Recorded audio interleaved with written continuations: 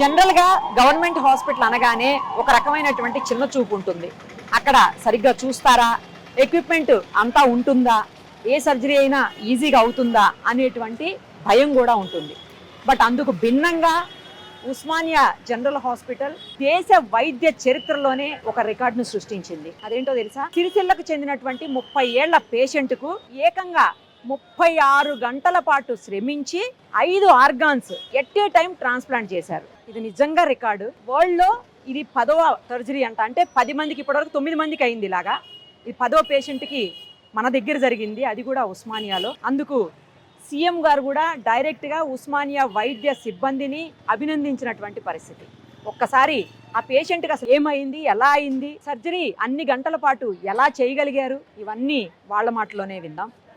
ఏం జరిగిందండి అతను? ఎందుకంటే చాలా చిన్న ఏజ్ అని చెప్తున్నారు, ఒకేసారి 5 సర్జరీస్ చేయగలసినటువంటి పరిస్థితి ఎందుకు వచ్చింది అసలు? ఆ పేషెంట్ ప్రీ ఆపరేటివ్గా ముందు సర్జరీకి బిఫోర్ అవుట్ సైడే పేషెంట్కి ఒకసారి కొలెక్టమీ, టోటల్ ప్రాక్టోకొలెక్టమీ జరిగింది. అది జరిగిన తర్వాత పేషెంట్కి మళ్ళీ ప్రాబ్లం కంటిన్యూ అయిపోయి అక్కడి నుంచి ఉస్మానియాకి రావడం జరిగింది. సో ఉస్మానియాలో మొదటగా సర్జికల్ గ్యాస్ట్రాంటాలజీ వార్డులో అక్కడ అడ్మిట్ అయ్యారు. అక్కడ అడ్మిట్ అయిన తర్వాత అక్కడ నుంచి ప్రీ ఆపరేటివ్ వర్కప్గా మా దగ్గరికి ఎండోస్కోపీకి పంపించారు. సో మేము ఎండోస్కోపీ చేస్తే మా సర్ప్రైజ్ ఏంటంటే చాలా పాలిప్స్ అని కనబడడం జరిగింది. మల్టిపుల్ పాలిప్స్, అంటే స్టమక్లో పాలిప్స్ ఉన్నాయి, డ్యూడెన్లో పాలిప్స్ ఉన్నాయి. ఈ పాలిప్స్ D1, D2, D3 వరకు చాలా పాలిప్స్ ఉన్నాయి. సో ఇవి ఏంటి అని చెప్పేసి మేము బయాప్సీ తీసుకుంటే it found out to be adenomatous polyp. అంటే అడెనోమాటస్ అంటే అది ఒక రకమైనటువంటి, ఈ polyp turning going into malignancy. కొన్ని రోజుల తర్వాత మెలిగ్నెన్సీగా మారిపోతుంది. అప్పుడు ఏమవుతుంది? మెలిగ్నెన్సీ అయిపోయిన తర్వాత స్ప్రెడ్ అయిపోతుంది, డెత్ కావడం జరుగుతుంది. సో అంతకు ముందే ఈ ప్రాబ్లం ఉంది కాబట్టి సో మేము ఎండోస్కోప్ చేసి యాక్చువల్గా మధుసూదన్ సార్ వాళ్ళు వేరే విధంగా ప్లాన్ చేసుకున్నారు. నేను అప్పుడు చెప్పాను, ఇట్లా కాదు ఇది, మీరు మళ్ళీ ఒకసారి రీలుక్ చేయండి. బయాప్సీ వచ్చింది, బయాప్సీ రిపోర్ట్లో ఫ్యాప్ అని వచ్చింది, familial adenomatous polyposis. So that runs in families. So ఆ ఫ్యాప్ అనేది ఒక జీన్ ద్వారా వస్తుంది. దాని జీన్ పేరు ఏపీసీ జీన్, అంటే అడెనోమాటస్ పాలిపోసిస్ కోలై. సో అది సప్రెస్ కావడం వల్ల ఈ పాలిప్స్ అనేది జనరేట్ అవుతాయి. జనరేట్ అయిన తర్వాత కడుపులో నొప్పి, ఆకలి లేకపోవడము, వాంతులు కావడము, వెయిట్ లాస్ కావడము, ఇవి జరుగుతుంది. సో ఈ స్టేజ్లో మేము చేసి బయాప్సీ చేసి then I discussed with Madhu. So that already colectomy జరిగింది ఆ పేషెంట్కు. సో ఇది అని చెప్పేసి స్టమకు, డ్యూడినము, ప్యాంక్రియాస్, తర్వాత ఈ కోలన్, ఇవన్నీ తీసి ఈ 5 ఆర్గాన్స్ ట్రాన్స్ప్లాంట్ చేయడం జరిగింది. 5 ఆర్గాన్స్ ఒకేసారి ఎలా దొరికాయి వేరే చోట నుంచి ట్రాన్స్ప్లాంట్ చేయడానికి? అది ఈ మధ్యలోనే మొన్న ఒక పేషెంట్, సమ్ ఫీమేల్ పేషెంట్ ప్రెగ్నెన్సీలో ఏదో ప్రాబ్లం వచ్చేసి అది ఉంటే, సో వీళ్ళు బ్రెయిన్ డెడ్ డోనర్ ఉంటే ఈ మధుసూదన్ వాళ్ళని తీసుకొచ్చేసి అన్నీ ఒకటేసారి ఆర్గనైజ్ చేశారు. ఇదంతా సర్జికల్ గ్యాస్ట్రో వాళ్ళు చెప్తారు.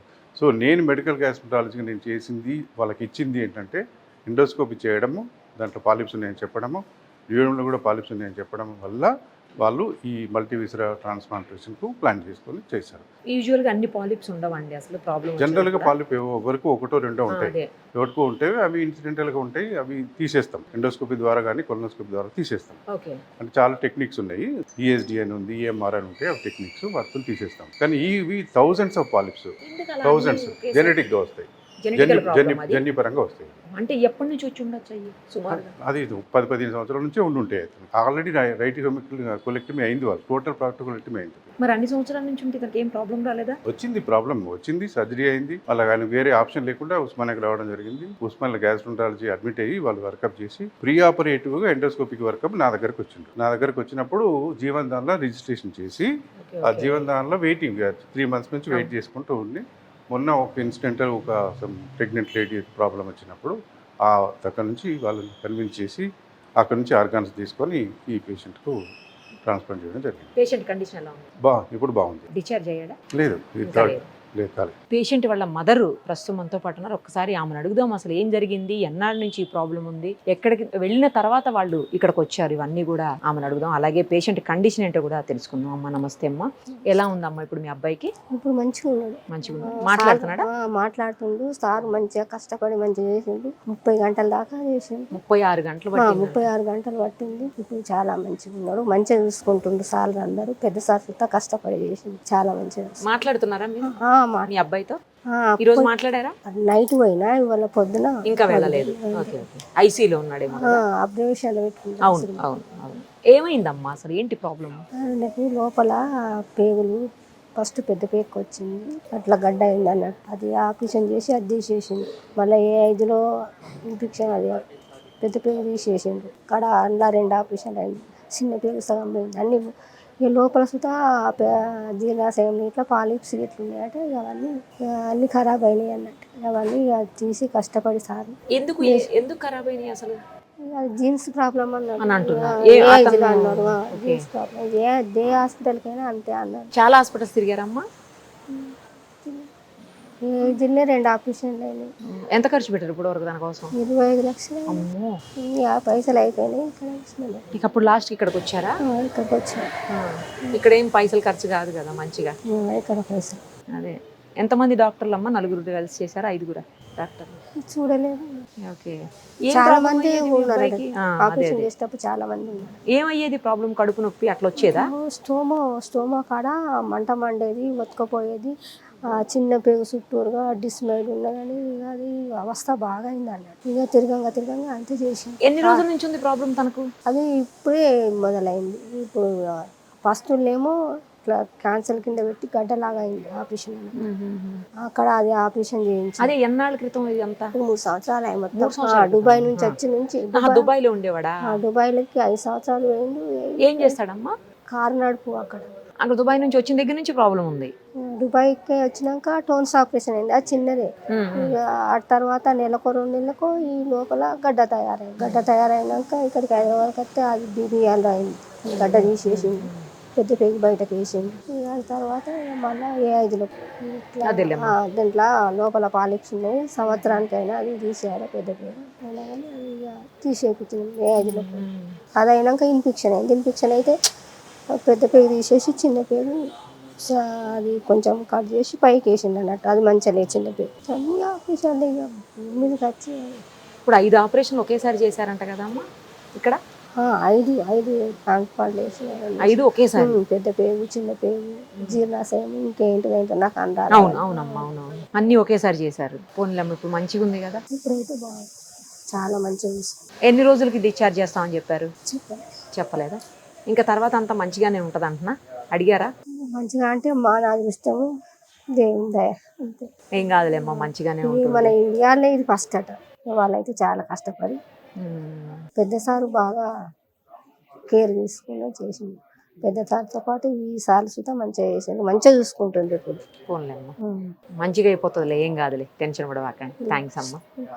డాక్టర్ గారు నమస్తే అండి. ఫస్ట్ ఆఫ్ ఆల్, డాక్టర్స్ అంటే భూమి మీద ఉన్నటువంటి దేవుళ్లతో సమానం. మరోసారి మీరు నిరూపించారు.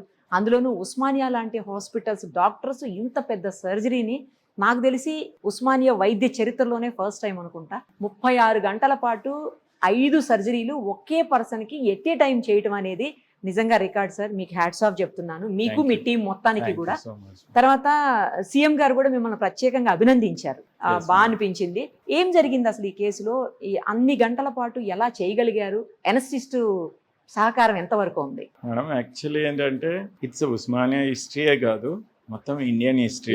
అందుకనే ప్రధానమంత్రి ఆఫీస్, ప్రైమ్ మినిస్టర్ ఆఫీస్ కూడా మా ఆర్గన్ ట్రాన్స్ప్లాంట్ కి సుప్రీం కోర్ట్ లాగా highest appellating authority organ transplant. అది ప్రైవేట్ అయినా గవర్నమెంట్ అయినా నోటో అని ఉంటుంది, national organ transplant and tissue organization అని.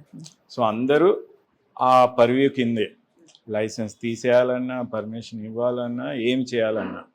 సో వాళ్ళే ఫస్ట్ టైం ఈ ట్రాన్స్ప్లాంట్ చూసి డాక్టర్స్ డే రోజు వాళ్ళ అధికారిక వెబ్సైట్, అఫీషియల్ వెబ్సైట్ లో పెట్టారు.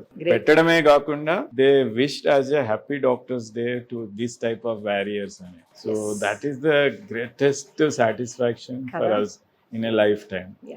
సో అంటే ఇంకా రెండవది డెఫినెట్లీ, ఎందుకంటే మేము Osmania medical college, Osmania general hospital staff అంటే ఏంటంటే మాది 2 ఉంటాయి డ్యూటీస్. ఒకటేమో ఇమీడియట్ పేషెంట్ కేర్, సర్జరీ చేయడం, వానికి ట్రీట్ చేయడం అవి.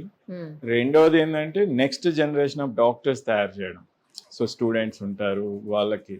సో మనం చేసే ప్రతి యాక్షన్, అది గుడ్ అయినా బ్యాడ్ అయినా వాళ్ళ మైండ్లో ఉండిపోతుంది. Because they are budding surgeons. So మనం మంచి చేస్తుంటే వానికి ఇన్స్పైర్ అయ్యేవాడు నెక్స్ట్ చేస్తాడు.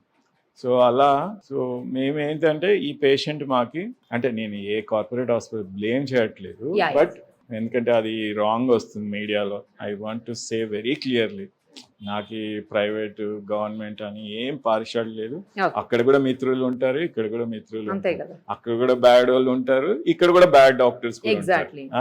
సో అది గురించి డిస్కషనే కాదు. డిస్కషన్ ఏంటంటే ఈ పేషెంట్ ఇంజనీర్, అతను 30 ఏళ్ళు, సో సిరిసిల్ల వాస్తవ్యుడు. పాపం ఆయనకి genetic defect familial adenomatous polyposis coli. అంటే ఏంటంటే పాలిప్స్ ఉన్నాయి, ఆయన పెద్ద పేగ అంతా చిన్న చిన్న కంతులు ఉన్నాయి అన్నమాట. అవి 100% క్యాన్సర్ అవుతుంది 10 years లో. సో ఆయనకి ఆల్రెడీ కొలాన్ క్యాన్సర్ వచ్చింది, పెద్ద పేగు క్యాన్సర్.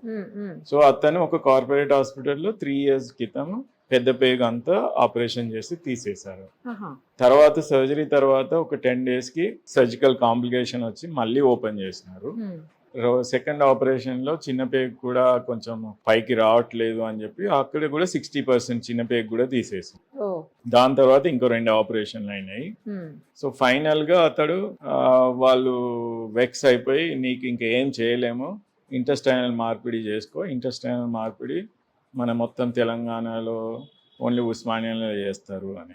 సో అంతకుముందు మేము 2 ఇంటెస్టైనల్ ట్రాన్స్ప్లాంట్ సక్సెస్ఫుల్గా ఈ హాస్పిటల్లో చేసాం. సో అది ఎడ్యుకేటెడ్ కదా, గూగుల్ సెర్చ్, ఇంజనీర్స్ అనగానే గూగుల్ సెర్చ్ చేసిండు, ఉస్మానియాలో అయినాయి.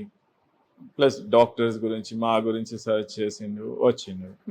సో ఆయన మా ఓపీ వచ్చినప్పుడు నీ బాధ ఏమవుతుందంటే, సార్ విపరీతమైన నొప్పి, రోజు పడుకోలేకపోతున్నాను, ప్లస్ ఏం తిన్న ఫుడ్ ఇక్కడ బ్యాగ్ పెట్టిన దాంట్లోకి వెళ్ళి తిన్న ఫుడ్ అంతా వచ్చేస్తుంది. సో ఎందుకంటే పేగు లేదు కదా, సో బరువు అంతా తగ్గిపోయిండు, స్కిన్ అండ్ బోన్స్ అని వచ్చింది. సో సరే నేను అడ్మిట్ చేసిన తర్వాత చెప్తాను ఇంటెస్టైనల్ ట్రాన్స్ప్లాంట్ ఫిట్ అవుతావా లేదా అని. సో టెస్ట్ చేసిన తర్వాత తెలిసింది ఆయనకి మిగిలిపోయిన జీర్ణాశయంలో కూడా పాలిప్స్ ఉన్నాయి, ప్యాంక్రాస్, చిన్నపేగు డియోడినంలో కూడా పాలిప్స్ ఉన్నాయి. సో ఇటువంటి వాళ్ళకి ఓన్లీ చిన్నపేగు మార్పిడి చేస్తే సరిపోదు, నీకు మొత్తం జీర్ణాశయమే మార్చాలంటే gastrointestinal tract starting to end వరకు, అంటే మొత్తం రీక్రియేట్ చేయాలి సృష్టి. సో అది రియల్లీ ఛాలెంజింగ్. ఇండియా మొత్తంలో కిడ్నీ ట్రాన్స్ప్లాంట్ చేసిన వాళ్ళు ఉన్నారు, లివర్ ట్రాన్స్ప్లాంట్ చేసిన వాళ్ళు ఉన్నారు, హార్ట్, లంగ్ చేసిన వాళ్ళు ఉన్నారు. ఇట్లా మొత్తం గ్యాస్ట్రో ఇంటెస్టైనల్ సిస్టమ్ ట్రాన్స్ప్లాంట్ చేసిన వాళ్ళు ఎవరికి ఎక్స్పీరియన్స్ లేదు. నేను ఏం చేశా అంటే, నేను ఎయిమ్స్ ఢిల్లీలో చదివిన. సో మా టీచర్స్ని అడిగా ఏమైనా ఎక్స్పీరియన్స్ ఉందా, మేము చేయలేదు అన్నారు. సో సిఎంసి వెల్లూరు అడిగాము, పీజీఐ చండీగఢ్ అడిగాము, కార్పొరేట్ హాస్పిటల్ వాళ్ళని అడిగాము, ఎవరికి we don't have a experience అన్నారు. సో అప్పుడు మేమేం చేసాము, మా మెడికల్ లిటరేచర్ నెట్లో, మాకి అఫీషియల్ మెడికల్ లిటరేచర్ అంటే గూగుల్ కాదు, ఎంట్రెజ్ పబ్మెడ్ అని, కాక్ట్రేన్ డేటాబేస్ అని ఉంటాయి, అంటే published authentic articles, scientific articles. So దాంట్లో చూస్తే ఒక 9 ఆర్టికల్స్ దొరికినాయి. అవి 5 articles Brazilian people same similar జబ్బుకి వాళ్ళు ఇట్లా మల్టీ విజరల్ ట్రాన్స్ప్లాంట్ చేసినట్టు, అట్లాగే యుఎస్ వాళ్ళు 4 చేసినట్టు. సో నేను యుఎస్లో లివర్ ట్రాన్స్ప్లాంట్ నేర్చుకునేటప్పుడు ఇంటెస్టైన్ ట్రాన్స్ప్లాంట్ అసిస్ట్ చేసినప్పుడు మా ఒక సార్ మల్టీ విజరల్, అప్పుడు మాకు స్టూడెంట్ ఉన్నప్పుడు అర్థం కాకపోయేది, 36 గంటలు అంటే నిద్రపోయేది అవన్నీ. సో అప్పుడు ఆ వాల్యూ తెలియలేదు. ఈ కేసు ఉన్న తర్వాత సార్కి ఇప్పుడు క్లీవ్లాండ్ క్లినిక్లు ఉంటే సార్కి మెసేజ్ పెట్టాం, email. So share the details of the patient అంటే అంతా చేసిన తర్వాత ఈ told this patient will benefit multi visceral transplant. So problem, big challenge ఏంటంటే ఎవరు చేయలేదు. సరే ఎక్స్పీరియన్స్ ఉంటే వాళ్ళని తోడు పెట్టుకొని చేస్తాం కదా, ఫస్ట్ టైం చేసేటప్పుడు ఎవరు లేరు, మేమే చేయాలి. సో అది కూడా ఓపెన్గా ఫ్యామిలీ మెంబర్కి చెప్పాలి, we have never done but we have a experience of liver intestine transplant, ఇవైతే రెగ్యులర్గా చేస్తున్నాము, ఇది చేస్తాము, కానీ success we cannot give guarantee. ఇండియాలో ఎవరు చేయరు, పోవాలంటే క్లీవ్లాండ్ క్లినిక్ మా బాస్ ఉన్నాడు పంపిస్తాం. సో 2-3 కోట్లు ఎక్కడి నుంచి అవుతుంది సార్, మా వల్ల కాదు.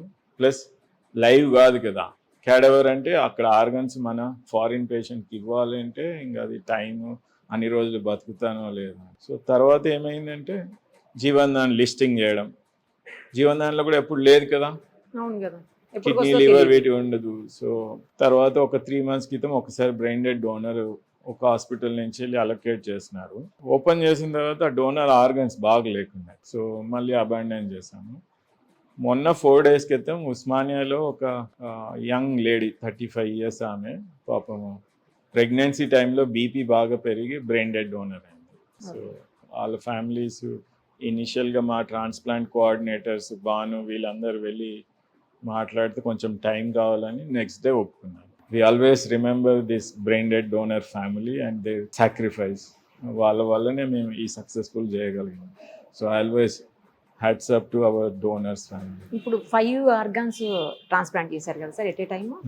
నాకు తెలిసి అసలు ప్రపంచంలో ఎప్పుడన్నా అయిందా? ప్రపంచంలో అడుగుతున్నాను, నాట్ ఇన్ ఇండియా. ప్రపంచంలో అదే 9 cases 9 cases అయ్యి మనది 10th. గ్రేట్, అసలు సూపర్. మన ఇండియాలో అయితే ఫస్ట్ టైం. తర్వాత అంతసేపు ఎనస్థిస్ట్ బాగానే మెయింటైన్ చేయగలిగారు సార్? లేదు మా కొలీగ్ డాక్టర్ మాధవి అని ఉంటారు. She hard core dedicated personality. పాపం అసలు కంటిన్యూస్గా. So she taken care of this patient. ఎన్ని అవర్స్ పట్టింది సార్ మొత్తం? అంటే మేము టైం చూడలేకపోయినాం. యాక్చువల్లీ 28th 4 o'clock అట్లా స్టార్ట్ చేసాము. 28th అయిపోయింది, డే నైట్ మాకు తెలియదు. 29th night we ended into the 29th. Almost 36 hours. So 30 hours అది అయిపోయిన తర్వాత కూడా నాకు గుర్తులేదు. I'm literally exhausted. ఫ్లోర్ పైన పడుకొని పోయినాం. 30th రోజు మాకు తెలిసింది మీడియాకి పోయిందని. ఎట్లా అంటే మేము జస్ట్ పడుకునే ముందు మెసేజ్ పెట్టాం మా అఫీషియల్స్కి, ఎందుకంటే కాంప్లెక్స్ సర్జరీ చేసామని. అంటే వాళ్ళకి అవేర్ ఉండాలి కదా, సమ్ టైమ్స్ ఏదైనా ఇష్యూస్ అయితే కూడా అని. We just notified them. So అది హెల్త్ మినిస్టర్ ద్వారా తెలిసి సారు మీడియాకి ఇచ్చేసినారు. సో మేము 30th రోజు మేము మేల్కునే లోపల అందరు మీడియాకి. సో మేము యాక్చువల్లీ ప్రెస్ రిలీజ్ మేము చేయలేదు. సార్ ఈ ఇన్ని సర్జరీ చేయాలంటే నార్మల్ గా బయట ఒకవేళ సాధ్యమైతే ఎన్ని లక్షలు అవుతుంది? లక్షలుగా కోట్లే. సో మోర్ దెన్ 1 crore అవుతుంది. అమెరికాలో మల్టీ విజరల్ ట్రాన్స్ప్లాంట్ కి 4.5 crores. ఓకే.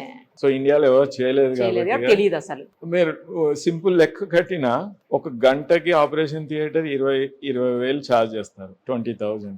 సో 36 గంటలు ఇది. మేము రోజు యూజ్ చేసే మందులు 1,00,000 అవుతుంది రోజు. సో ఆయన కనీసం 15 రోజుల నుంచి 30 రోజులు ఉంటాడు హాస్పిటల్లో. ఇంకా ఉండాలా sir? So ICU charges, hospital, doctors ఇవన్నీ ఏమి ఉండవు. సో మనం రఫ్ ఈక్వేషన్ వేసుకున్నా 1 crore అవుతుంది. ఫైనల్ గా పేషెంట్ ఎలా ఉన్నారో చెప్పండి. పేషెంట్ బాగున్నాడు మేడం. సో అదే మాకు పెద్ద energetic Boost. So patient ventilator next డేనే తీసేసాము. ఈ స్పీకింగ్. సో బీపీ బాగుంది, యూరిన్ అవుట్పుట్ బాగుంది. మేము ఒక బ్లడ్ మార్కర్ చూస్తాం, సీరం లాక్టేట్ అని. అది పేగు సరిగా పని చేస్తుందా లేదా, అది నార్మల్ అయిపోయింది. So hope so. ఒక చిన్న పాపకి మీరు గుర్తుందో మీకు లేదు, 18 నెలల పాపకి మీరు లివర్ ట్రాన్స్ప్లాంట్ చేశారు. కరెక్ట్. ఆ పాప బాగుందా ఇప్పుడు? చాలా బాగుంది. Nice sir, super doctor. మీలాంటి డాక్టర్స్ కి మరొకసారి హ్యాట్స్ ఆఫ్ చెప్తూ thank you so much. Thank you.